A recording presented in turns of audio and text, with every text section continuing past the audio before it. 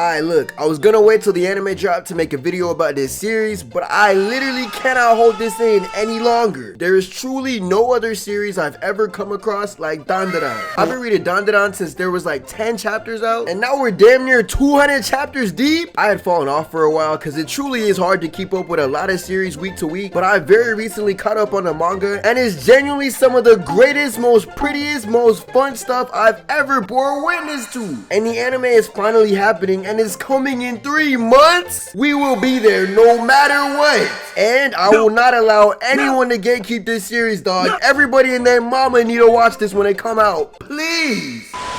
This is also largely going to be spoiler free because I truly need every single one of you to consume this series as pure as possible. When you explain the basic premise of this series, it sounds kind of insane, but I promise you won't regret. This man is on a quest to get his nuts back. Plain and simple.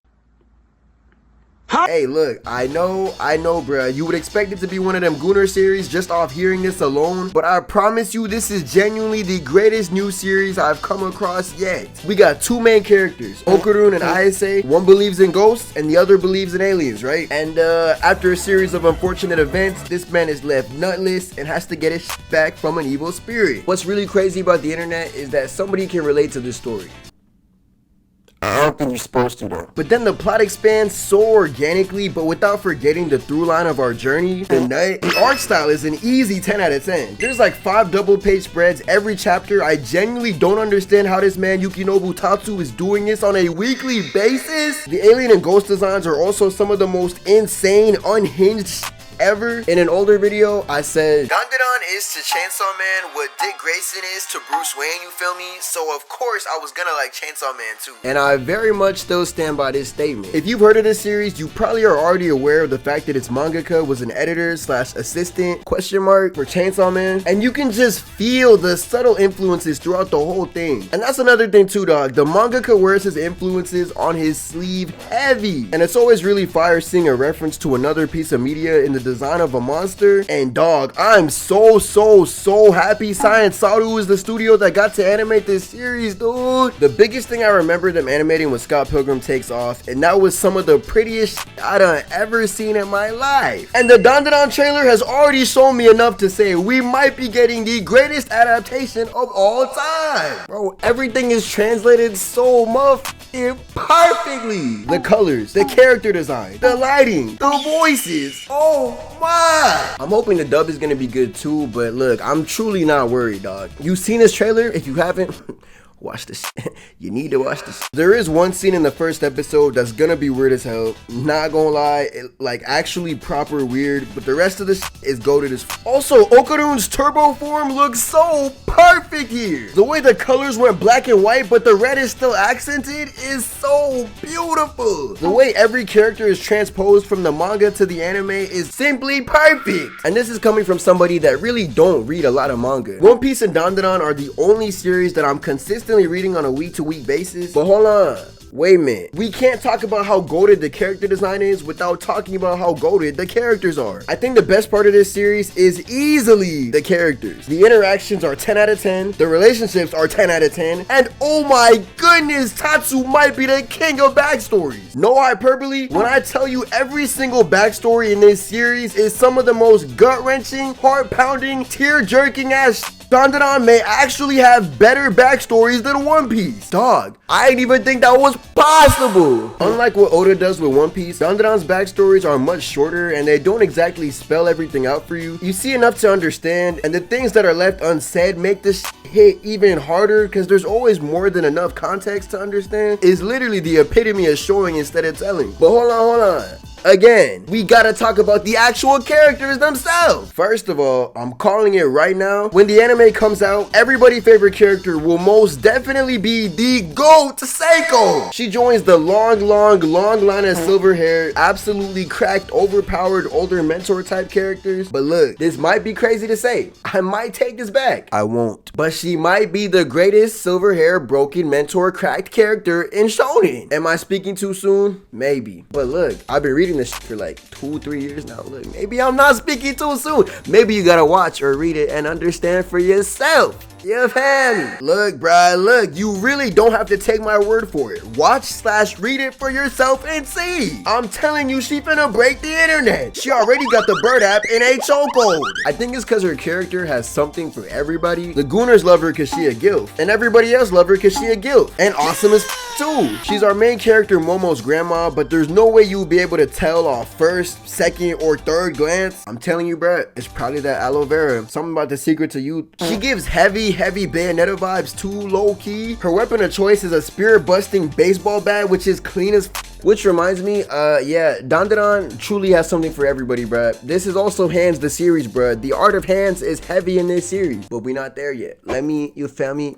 Back to Seiko to go. Every single fish she's in is fire as too, dog. The big hoops, bomber jacket, cape is iconic. And she got a J in her mouth at all times. But also, look, I'm getting way ahead of myself though. We ain't even talk about the actual two main characters of this whole series. Okarun is a little nerdy nigga who loves aliens and the occult. And also, who means you'll see when you watch the series, gets bestowed the powers of a crazy, insane spirit. And dog, let me motherfucking tell you, this turbo form he has is actually just straight up peak character design. I cannot wait to see this man tear shit up in the anime. The flowy white hair, the glasses, the monster teeth, the way his outfit goes from normal to tattered and super collared up, the face tats. Also, I think it's funny that after he transforms for the first time, his hairstyle permanently changes to a wavier perm type beat, and this shit look fire. Then there's our other main character, Momo, who is another GOAT. Her powers involve energy, aura, ki type shit, but in less of a Dragon Ball way and more of a psychic extension of your body kind of way. Like big energy hands, telekinesis, big energy blast, which I guess is kind of Dragon Ball, you feel me? The last part at least. She easily has the most range out of all the characters in our main cast too, which makes her feel the most real. She comes across as a delinquent from the outside looking in, but get to know her even a little and you can see that she's actually the most caring and kind motherfucker on the face of the earth. It's not just textbook, smile on my face, hero of justice kindness, if that makes any sense at all. She also has the best humor too, which also reminds me, Dandadan's visual comedy is absolutely legendary. There's so many fun little interactions that are conveyed through weird crazy faces these characters make. But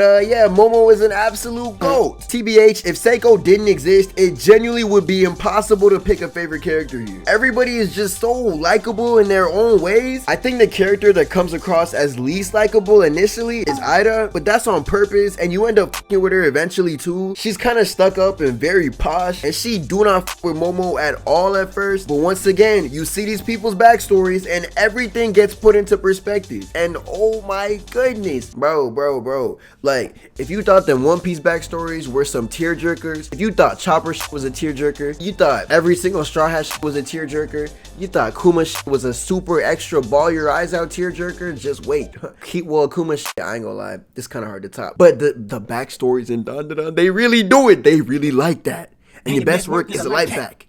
Prince outlived Mike Jack, a bomb. And her whole thing, not gonna go into detail on what it is because you won't see for yourself soon enough, but she's one of the coolest motherfuckers on the screen when it's time for her to heat up for real. I didn't really imagine her having pink hair before seeing the trailer for the anime, but I'm a fan of it. Then there's Gigi, who will most definitely probably end up being another fan favorite. This is the most charismatic human being on the face of the earth. The arc he gets introduced in is also an easy 10 out of 10, like the most craziest ever. Actually, I can't even call it the craziest ever because literally the next arc and the next arc and the next arc after that, heat, even more heat. And he got the hoops in his ears too, bruh. Real you feel me? We basically twinning. I don't know if you can see it with the point is GG a GOAT. His whole gimmick type beat is also peak as everything about the characters in this series is just perfect. I can't say it enough, gang. It's perfect. And I don't know how far this first season is gonna go, but I know it's gonna be split into 2 parts, so at least 24 episodes, right? There's more characters I would like to go into, like Shrimp Nigga, Momola, Rin, and Zuma, but there's no way them niggas is popping up in the first season. The action, oh my goodness, these niggas got hands.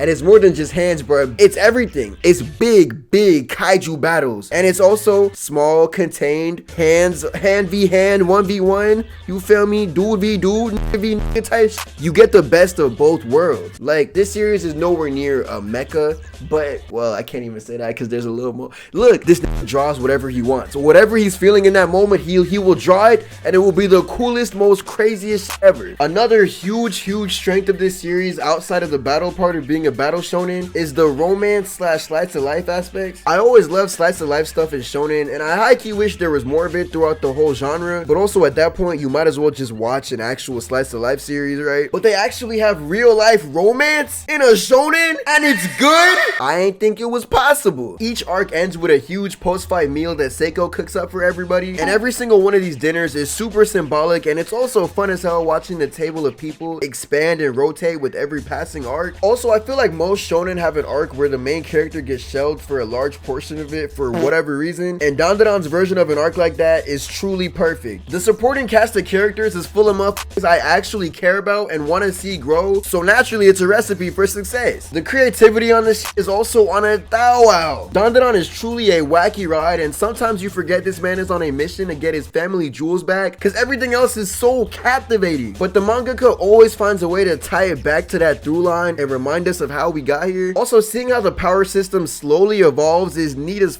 this series' power system isn't really like your standard shonen where there's a very specific and organized formula for how the system works and things like that. Like, you can kind of tell there's intentionally been a lot of room left for the mangaka to play around with this however he pleases. Each arc is a perfect reflection of that too, dog. Like, it's clear that this man Tatsu is just having a fun time drawing his story. The arc we're in right now is literally like Greed Island x Fire Emblem x Jumanji x Vocaloid x Les Miserables, dog. You literally can't make this up. Well, I guess you literally can make this up, but like, only from the mind of Yukinobu Tatsu is this possible. I really just can't wait for this series to reach a wider audience through the anime. Like, I'm really not a manga ass dude usually, but I genuinely can't put this down. Like, Slick, I just need everybody to ride for this series the way they rolled for Chainsaw Man, please. I love Chainsaw Man. The first season was great. The movie probably finna go dummy, but I would be lying if I said I enjoyed it more than Dandadan. Dandadan just has cooler, more interesting characters to me. No hate on Chainsaw Man though. You feel me? Power is my goat, but with Dandadan, it's literally damn near impossible to choose a goat in the first place. You feel me? Shout out Seiko though. Seiko truly is the goat, but take Seiko out the equation, every single character is a goat contender, bruh. Like, Seiko's here, everybody else is right here. It's really not a huge gap, you feel me? She just has a level of sauce that these other niggas don't, and that just comes with age, you feel me? Older you get, the more sauce, you feel me? Evolve. She has evolved to her final form. She's a goat! I truly wanted to wait for the anime to come out for me to make this video, but I just couldn't hold it in, bruh. I just recently caught up on the manga again because I got like 90 chapters deep, and then I fell off because staying up to something weekly is really just kind of doo-doo. But I caught back up because I saw the anime trailer and I was like, wow, I genuinely missed this series. I truly missed this series. What do you know? And then I caught up easy. I loved it. I couldn't put it down, bro. I just couldn't put it down. I'm just ready. I'm truly just excited, bro. Also, to everybody going to DreamCon, look, I know it's finna be a movie. Have a blast. I'm watching everybody's vlogs, bro. I won't be there. I won't be there this year. You feel me? This year. Fingers super crossed. Next year, I'm finna be able to pop out. I will be at Dragon Con because that's in my city, you feel me? But DreamCon, bro, like, that's like such a goal to get to, bro. I'm trying to be at DreamCon, bro. I'm trying to be at DreamCon. That shit will be a movie. Yeah, I'm watching everybody's vlogs though. I'm for sure watching everybody vlogs. I'm binging. I'm finna just type in DreamCon vlog, everybody. I don't care how big your channel is. I'm trying to be there, live vicariously through some motherfuckers, you feel me? But yeah, go crazy, have a blast. But yeah, shout out Dandadan and shout out you. I can't feel my face right now, I'm burning up. I got this feeling that I won't come down, like, got this feeling that I won't come down, like.